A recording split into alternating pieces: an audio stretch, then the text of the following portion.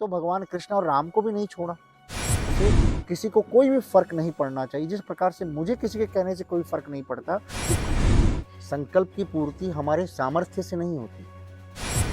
लोग आपकी आलोचना करेंगे, हम लोग बहुत कुछ बोलते हैं, और अगर हम उनकी बातों को अगर विचार करने लग जाए तो आपकी सेवा कभी सिद्ध नहीं हो सकती। रचित पाद पद्मम सनातनमलोक गुरुं नमामि, सनातनमलोक गुरुं नमामि। ओम नमः पार्वती पते, हर हर महादेव। जो आनंद मुझे साधु संतों की सेवा में मिला था वो मुझे अब कहीं नहीं मिलता है। साधु संत भारत के नींव है। ये जो आनंद है, ये जो खुशी है, ये जो मजा है, अपने तक नहीं रखने जाते, सारे दुनिया को देना चाहिए। बहुत मजा आता है। अच्छा, आप समझ रहे हैं कि नहीं हम क्या बोलना चाहते हैं? आपको समझ में आया कि नहीं?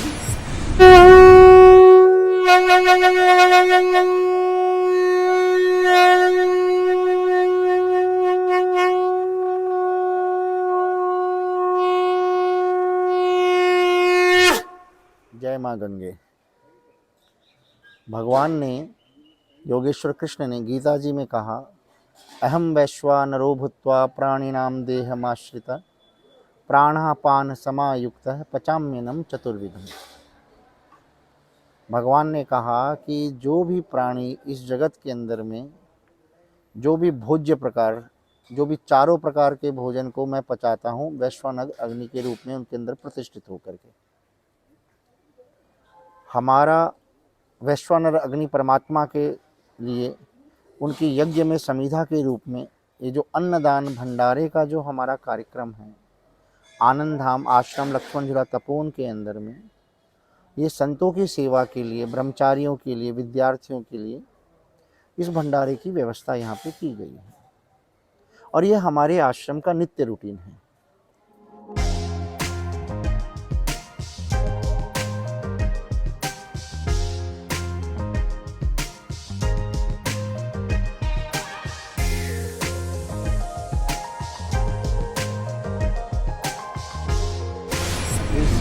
सभी साधु, सभी ब्रह्मचारी, विद्यार्थी यहाँ पे प्रसादी के लिए आते हैं, और ये रूटीन वर्क होने के बाद भी जो हमारा एक टीम वर्क है इसके पीछे काम करने के लिए जो भी हमारे आश्रम के स्टाफ हैं, विद्यार्थी हैं, महात्मा हैं, स्वयंसेवी हैं, वॉलेंटियर्स हैं, वो सभी लोग इस प्रयोजन में अपने पूरे हृदय से और जोश के साथ होश को रखते हुए, क्योंकि दोनों पांव हैं, जोश और होश। सिर्फ जोश होगा तो काम की जो क्वालिटी होनी चाहिए वो क्वालिटी नहीं होगी, और सिर्फ होश रहेगा, सिर्फ मन में विचार करते रहे और उसको इम्प्लीमेंट नहीं किया तो न तो समय को हम पकड़ पाएंगे और न ही हम कार्य को सिद्ध कर पाएंगे। तो जोश और होश दोनों के साथ में ये सारी की सारी आनंद धाम के प्रति जो साधु सेवा के लिए समर्पित लोग हैं वो सभी के सभी अपना पूरा 100% योगदान दे करके मन, बुद्धि, चित्त, अहंकार और देह को संलग्न करते हुए वो सभी के सभी सेवा प्रकल्प के अंदर में हमारे लिए सहायक हैं। इनमें से किसी भी एक व्यक्ति के बिना भी हम इस सेवा प्रकल्प की इतिश्री के लिए कभी कल्पना भी हमारे अंदर नहीं हो सकती। सबके सब अपने आप में उतने ही उपयोगी हैं जितने कि भोजन करने वाला साधु हो, सिद्ध हो, साधक हो, या सेवा करने वाले सेवादार हो। विद्यार्थी भी अपने दैनिक जो उनका रूटीन है उसमें उसको पूरा करते हुए उसके बीच बीच में समय निकाल करके सब्जियां काटनी हैं, पंगत चलानी है, ये सभी सेवा कार्यों को पूरी तरीके से करते हैं और पूरे मनोयोग से करते हैं, क्योंकि उन सभी की ये समझ में बात आई है कि यहाँ पे जो लोग जो भी आ रहे हैं, हम अगर उनकी कुछ भी सेवा कर पा रहे हैं तो वो हमारे जीवन के लिए, हमारे पुण्यमय जीवन के लिए, हमारे आगे भविष्य के लिए, या हमारे जिस परिवार में हम आए हैं उसके कल्याण के लिए ये सेवा हम कर रहे हैं। तो अपने कल्याण की सेवा का जब भाव उनके अंदर में आता है तो वो कार्य नहीं हो करके वो हमारा कर्तव्य हो जाता है।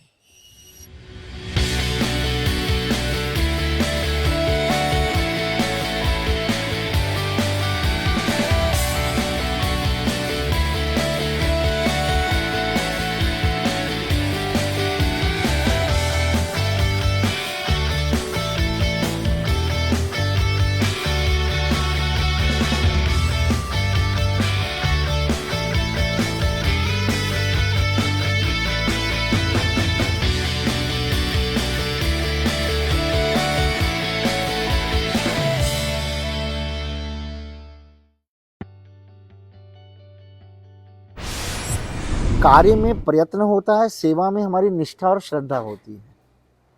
प्रयत्न से थकावट हो सकती है, कार्य का एक बोझ भी हो सकता है, पर सेवा का बोझ नहीं होता। शरीर जरूर थक जाएगा क्योंकि शरीर की एक काम करने की सीमा है, पर मन उसका हमेशा उतंग रहता है, मन उसका हमेशा उमंग में रहेगा कि मैंने ये सेवा किया। और जो हमारे जितने भी सेवादार हैं वो सभी के सभी पुराने हैं। संतों का क्या स्वाद है, किस पवित्रता और सात्विकता से प्रसाद बनना चाहिए, इन सभी विषय पे उन सभी लोगों का बहुत ही समर्पण भाव है और सभी भाग भाग करके दौड़ दौड़ के करते हैं।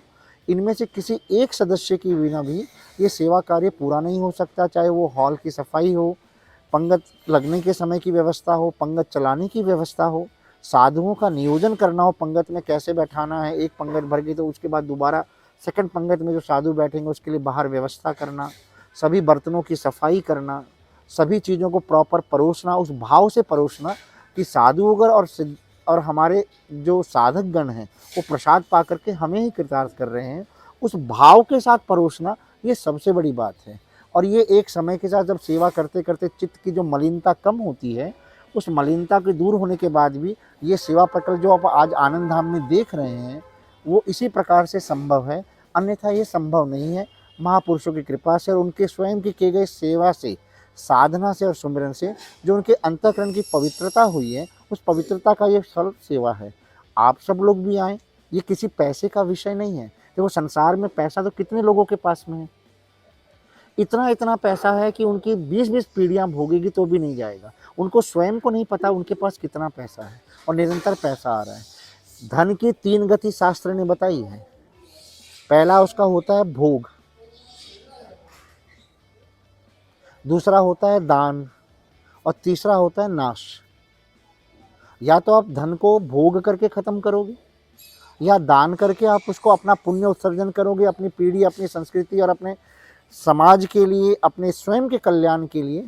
ये मार्ग हमको शास्त्रीय विधान दिया गया।